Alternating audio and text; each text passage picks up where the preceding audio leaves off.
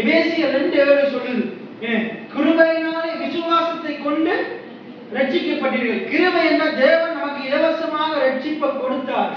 ஆண்டவர் கொடுத்த ரட்சிப்பை விசுவாசத்தின் மூலமாக நாம் என்ன செய்தோம்? ரட்சிக்கப்பட்டிருக்கிறோம். எத்தனை பேர் ஆமென் சொல்றீங்க?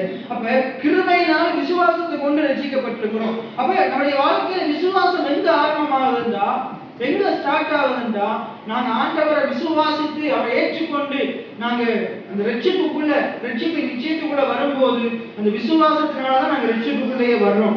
அப்ப இங்க என்ன சொல்றதுண்டா, ஆண்டவர் இஸ்ரவேல் ஜனங்களை எகிப்திலிருந்து 400 வருஷம் அடிமைத்தனத்திலிருந்து அவர் வெளியே வர பண்ணின போது அங்க என்ன நடக்குதுண்டா, அதுல விசுவாசித்தவர்கள் மோசே சொல்றாரு, நாங்க வாங்க போய் ஆண்டவரை ஆராதிப்போம், ஆண்டவர் என்னோட பேசினாரு.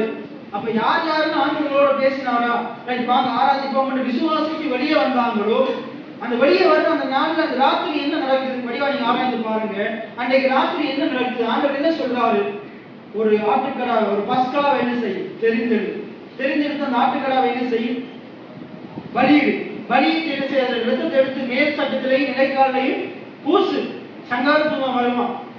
என்ன சங்காரத்துவம் வரும்போது யார் யாரெல்லாம் அந்த வீட்டுக்குள்ள இருக்கிறீங்களோ உங்களுக்கு அந்த சங்காரத்துவம் என்ன செய்ய மாட்டான், ஆக்கினைக்குள்ளாக தீர்க்க மாட்டான், அழிக்க மாட்டான். யார் யாரெல்லாம் அதை எப்படி ரத்தத்தை பூசுவாங்களா, உள்ள இருந்தா பாதுகாப்பா, வெளியில இருந்தா அதெல்லாம் நம்ப முடியாது, எனக்கு நிறைய வேலை வெளியில இருக்குது, நான் போய் வேலை செய்யணும் அப்படின்னு வெளியே இருக்கிறவன் என்ன நடக்கும், சங்காரத்துவம் என்ன செய்வான், அவனை சங்கரிச்சிட்டு அழிச்சிட்டு போயிடுவான். யார் யாரெல்லாம் மோசே மூலமா ஆண்டவர் பேசின இந்த வார்த்தைக்கு கீழ்ப்படிந்து அந்த ரத்தத்துக்குள்ள இருந்தாங்களோ, அந்த பூசப்பட்ட ரத்தத்துக்குள்ள இருந்தாங்களோ, அவர்கள் எல்லாம் அந்த நாட்டில் காக்கப்பட்டார்கள். எத்தனை பேர் ஆமென் சொல்றீங்க? யாரெல்லாம் இதை நம்பாம இந்த வார்த்தையை விசுவாசிக்காம அதுக்குள்ள ரத்தத்தை ஆட்டை பலியிடாம அந்த பஸ்காவை பலியிடாம வெளியில இருந்தாங்களோ அவர்கள் எல்லாம் அன்றைக்கு நிர்மூலமானார்கள். எத்தனை பேர் ஆமென் சொல்றீங்க? அப்ப பாருங்க, அன்றைக்கு என்ன நடந்தது, அந்த வார்த்தையை விசுவாசிச்சு அதன்படி செய்யறதுனால படைத்தாங்க.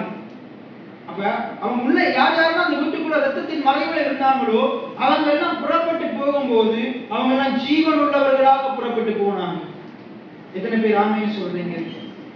சங்கீதம் 27ஆம் அதிகாரம் கடைசி 2 வசனம் சொல்லுது, தாவீது ராஜா சொல்லுகிறார், நான் இந்த ஜீவனுள்ளோர் தேசத்திலே நன்மையை காண்பேன் என்று விசுவாசியாக இருந்தால் கெட்டு போயிருப்பேன். ஏன்னா நான் இந்த ஜீவனுள்ளோர் தேசத்திலே நன்மையை காண்பேன் என்று விசுவாசியாக இருந்தால் கெட்டு போயிருப்பேன். இன்றைக்கு நீங்க எப்படிப்பட்ட இடத்துல இருக்கிறீங்கன்றது முக்கியம் அல்ல, ஆனா இந்த இடத்துல என்னை உயர்த்த கர்த்தர் என்னோட கூட இருக்கிறார் என்ற விசுவாசம் உள்ளவரை வாழலாட்டி நம்ம இந்த இடத்துல இல்ல கொடுமலையே இருந்தாலும் அதை விட பெரிய பணக்கார தேசத்துல இருந்தாலும் நாங்க